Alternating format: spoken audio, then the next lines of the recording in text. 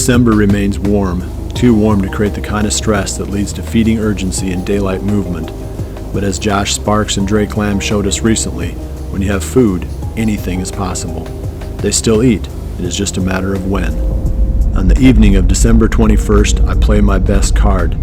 The 2 bucks I've been hunting since late November have shown consistent daylight movement on the big field. However, they have always been too far away for a comfortable bow shot. Today I make a move that I hope will fix that problem. I'm heading back down to that same blind that we were in last night. I think there's going to be some deer moving this evening because just coming over here, we saw 9 deer from the road. So they're out early. It's only 20 after 12. So we're going to be down there 5 hours. So here's the cool part. You know, I try to be interactive and I try to listen to our viewers. Somebody recommended, why don't you move the blind further out into the field? I thought that's a good enough idea. I'm going to do this. So I came out here with the 4-wheeler this morning at about 9:30 and hooked up to that blind and dragged it about 35 yards up that little hill and into the middle of the field. So I'm excited about it. I'm really looking forward to seeing how they react to that blind. We've done this before and the deer haven't paid any attention to it. That is the plan. It's an ambitious one. We've got one more hunt here and then it's going to be several days off and then we'll get back after it, after the Christmas break.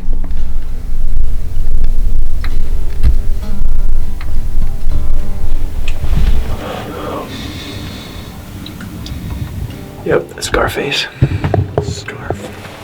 Where's he going? 100% him. 100% scarred face. Probably gonna walk right out in front of the tree stand.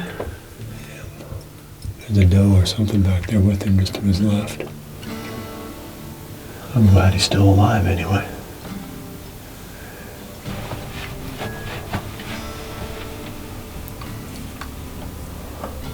Wow, he's like 15 yards from the tree stand right now. Is he really? Yeah, he is. He went into the woods, didn't he? Yep. We got off to a pretty good start. Scarface popped onto the food plot and made a cameo appearance. He was only out there for probably 5 to 10 minutes, maybe 15 minutes at the most. Then he headed through the timber. So I figured he'd pop back out, come back out onto the food plot before dark, but he hasn't yet. So I'm going to wish you a Merry Christmas. It is going to be another break of about a week or so for me, and then I'll be back. Our season goes until the 10th of January, so I'm not done. I'm just going to be spending family time for a while.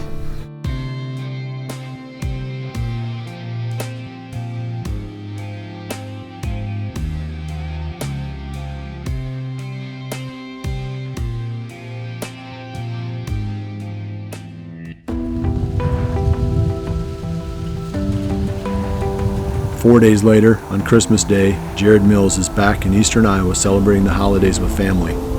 That evening he heads to his and Mike Reed's river farm for the first hunt of the late season.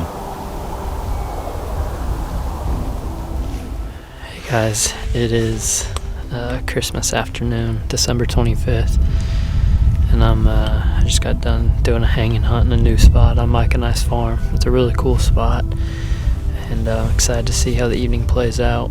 This is my first hunt since, late November sometime. Well, I guess it would have been when I filmed Brad kill his buck.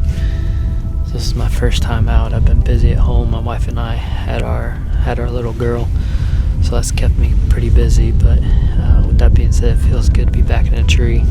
I'm at the north end of the slough, and last year we used it a lot for access because it was bone dry. This year it's full of water, so the deer are forced to use one of the head ends of it, and that brings them out about 40 yards, and then I have a few openings once they get into the beans.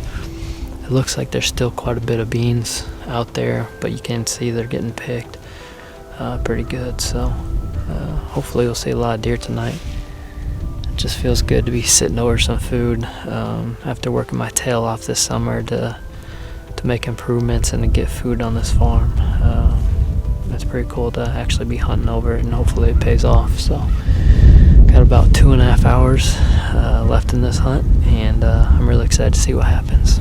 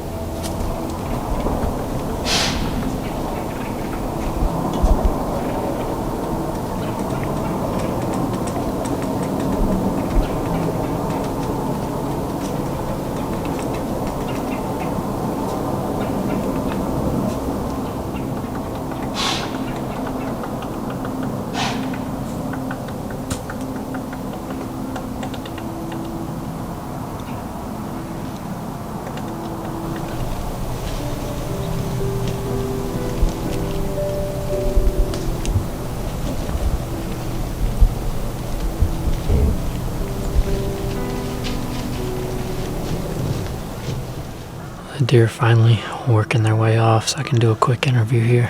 But man, what an exciting end to the night. That was a really solid buck. Looked like just a good mature 10. I didn't recognize him, or at least don't recognize him from looking through the viewfinder. There's a little patch of willows down here to my left, and if he comes on this side, he's at 15 yards. If he stays on the other side, which is what he did, 60 yards is about the closest he got. So we were so close. He actually walked right underneath one of my other stands. But that was fun. I was covered up. I had those underneath me blowing the whole time he was coming in. And I thought I was going to get a chance there for a little while, but he just kind of veered off. He was somewhat interested in those does for a little bit. Man, you gotta love late season, love seeing a lot of deer. I don't know how many times I'll get out to hunt between now and the end of the season, but it's cool to make the most of it when I do get out. So that was a solid buck, and hopefully I'll have another good hunt before it's all over.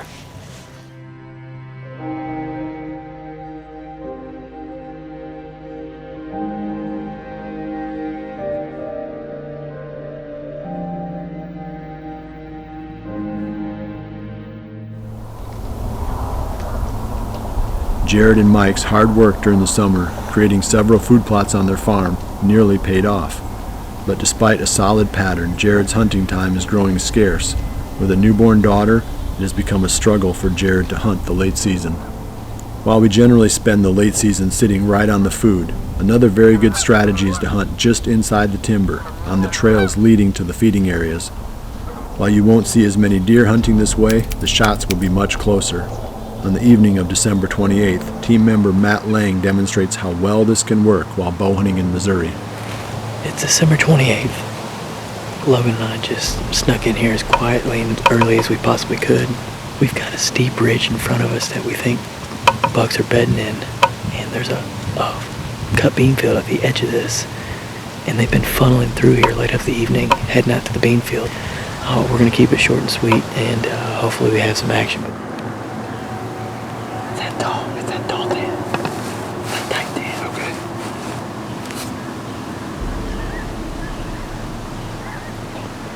I definitely think he's mature.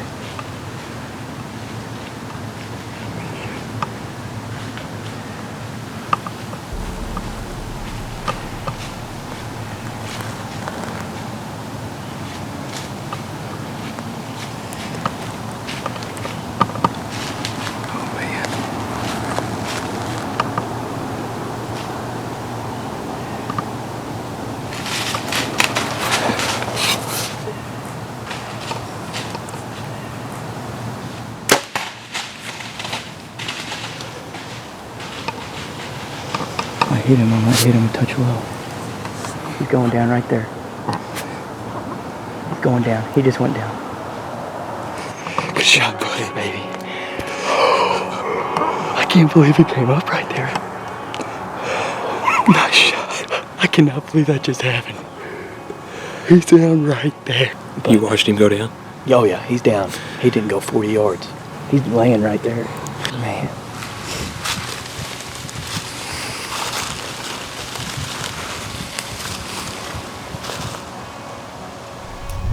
Well, yesterday evening, Logan and I were finally able to change our luck a little bit. We got to harvest this deer we call the tall, tight 10.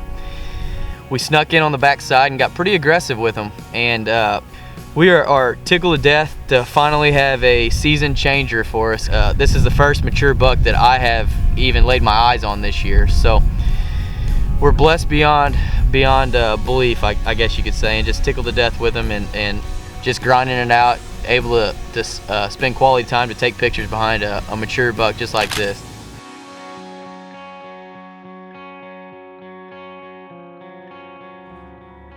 A 150 miles to the northeast, Mike Reed is at his southern Iowa farm enjoying the holidays with his family. The week has been filled with action as Mike and his wife Catherine have spent several days in the blind, encountering a number of really good mature bucks that culminated in an evening hunt when she finally tagged a dandy. Now on December 29th, Mike Reed and his grandfather, Papa Tate, head to a redneck blind on Mike's farm, hoping to keep the momentum going. Well, it's Saturday, December 29th, and a much-awaited hunt is finally here. My grandfather and I are down at my farm in Van Buren County. He lives down in Louisiana, where I'm from, and this year, finally, he drew a late muzzleloader tag. And after some flight delays with all this weather we've had, he arrived yesterday, and we made it down to the farm today. We've got about 5 days to hunt and try to get him a good buck. There's quite a few mature bucks in the area. we're still hunting curly primarily. We're on the east side of his range, and that 15-point buck I call Mo. But this time of year, you never know what might show up, so we're going to be patient and try to get a good deer.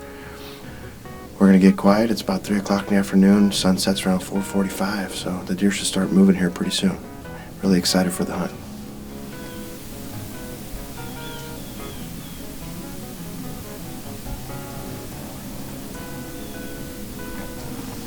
He's a big deer. I might not get another chance to kill him that big. You never know.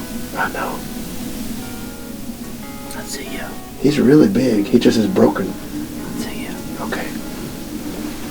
Let's see how far he is. You think he's gonna come closer? I think he'll come a little bit closer. Okay, he is looking this way now. Well, he's not moving.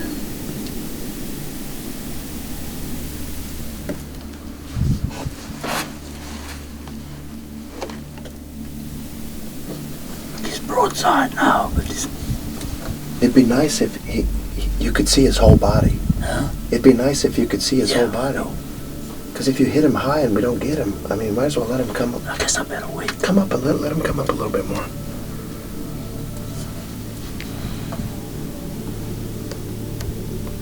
Okay.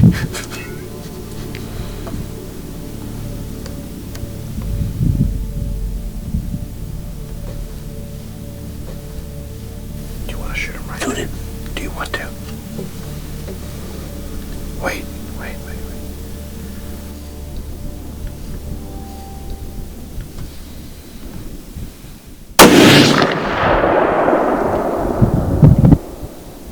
I don't know if I hit him.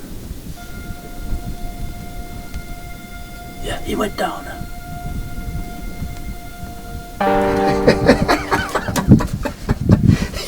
Jared told me that'd be right away. 3:30. 3:30. That's crazy. I can't believe it. Yeah. That's a big deer, Paul. That's just what I said. I couldn't hardly pass that up because I might not find nothing as big as that. Yeah, that's a big buck. That's a big mature buck. And So that was first deer out in the field is this big mature 10. I had pictures of that deer in September 29th, one picture of him on the south side of the farm, and disappeared. His fall range was somewhere else, and then he showed back up. I haven't got any pictures of him, but my wife and I saw him on the South Bean field last Sunday, and we were talking about, man, it's that big 10, and he's broken up, and he's such a big typical 10. And anyway, so I'd showed that deer to Papa when we were on our way down. He said, I don't think I could pass that deer up. And we're sitting here talking, hadn't seen a deer yet, and the first deer that walks out in the field is that buck. Anyway, he was pretty anxious to shoot him. I had to make him wait till he got a little bit over the hill where we could see his body better. But he made a great shot. He went down in the alfalfa at the edge of the trees. So we're going to just sit here and enjoy the moment. And that's pretty fun. Pretty fun to get a buck down. First Iowa deer for Paul, his biggest buck ever. Pretty cool. And I just can't be. I look back here, then you said it. Yeah. Pretty awesome. Well, here he is. This deer made it pretty easy on us. As Paul said, it took longer to set up the camera gear than for the hunt. He's got a total of 30 minutes of hunting time in Iowa and got this beautiful mature buck down. I'm a pretty passionate hunter and have been for many years, and I really owe that to my grandfather here. He got me into hunting. He's still at 78 years young. He's a very passionate hunter, and I really give all the credit to him for instilling that in me. And I hope I'm as lucky as he is to still be hunting at 78 and knocking them down with the best of them. So we're gonna get after that buck I call Curly, the one I've seen 3 times, and hopefully I can catch up with him. I have not seen him yet this late season, but I do have pictures of him the 17th, the 20th, and the 22nd. And so he's still hanging around, and hopefully with this cool weather, we're gonna get him out in daylight. So we're gonna get this buck cleaned up, loaded up, and back to the cabin, and then enjoy some college football semifinals. Thank you, Mike. Yes, sir.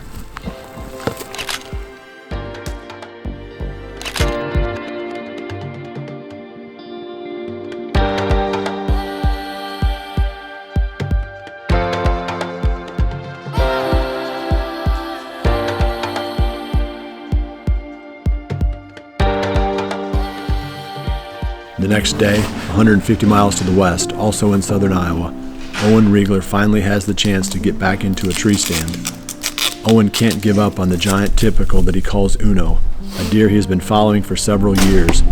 Now given the chance for a quick hunt, Owen naturally heads into Uno's core area. Well, here it is, December 30th, guys. It's a heck of a nice day. It's about 40 degrees. Yesterday the high was about 22. So it's warmed up quite a bit, but last time we left off, we were right here in this spot, hunting that Uno buck. There's one other 8 down here as well. If we get a chance at him, we'll shoot him. Otherwise, we're after that Uno buck. So, about 2:30, we'll set in here a few hours, see how it goes.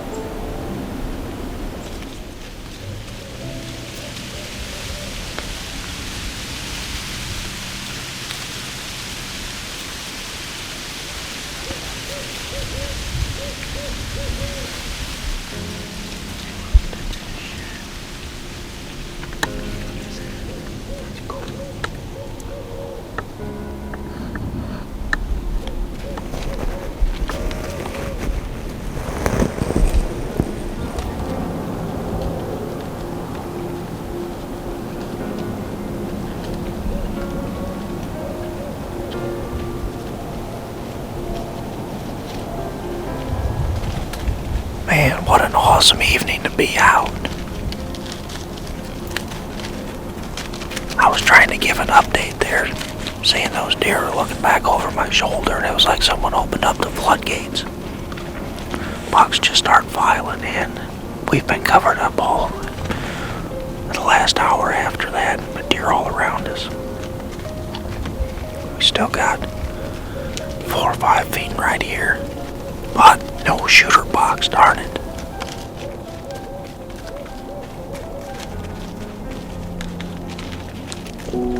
Mike Reed has had a fantastic late season, spending time with family and filling tags. Now when he is again able to focus on his own hunting, Curly, his #1 buck, becomes his sole focus. On New Year's Eve, Mike heads back to the same blind where his grandfather killed only 2 days before.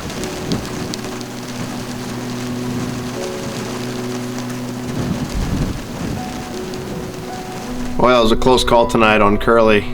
Pretty disappointed that I didn't get a shot, but hopefully we can get him back out there tomorrow. He did come back out briefly, but that corner of the field has a pretty steep drop off to a low spot, and I could just see his antlers, and then a little buck. He kind of ran a little buck back off into the woods, and all the does kept looking down there. So I think he just sat in that corner, and we ran out of light. So at least we've located him, and hopefully it doesn't go very far. So tomorrow it's going to be ideal conditions. The high is in the 20s, supposed to be high pressure, clear. And so we left a lot of our stuff in the blind there. We're going to get back in there and get after him, and hopefully he comes out tomorrow night and gives us a shot. Hopefully that's the 4th encounter this year, so hopefully tomorrow we can pull it off. Mike Reed isn't the only team member hunting with family during the late season. Caleb Byers has been hunting hard with his father, John, hoping to help his father tag a mature buck. With a great food source to hunt over, it is only a matter of time before John gets an opportunity. Then I decided to come in here after I got off work this afternoon. We haven't seen a mature buck this entire late muzzleloader season, which is insane with the amount of food we have this year. All we need is the right buck to step out, and we'll be in the chips tonight, so let's get it done. Tonight's the night. Late season success relies on a very simple recipe. There's not much creativity. Don't risk experimenting when the tried and true works so well. Just put the right ingredients into the stew and let it simmer for a while. You will be eating well. While the late season lacks the rut spontaneity, it is much more consistent than the wild ride we were on when we were chasing November.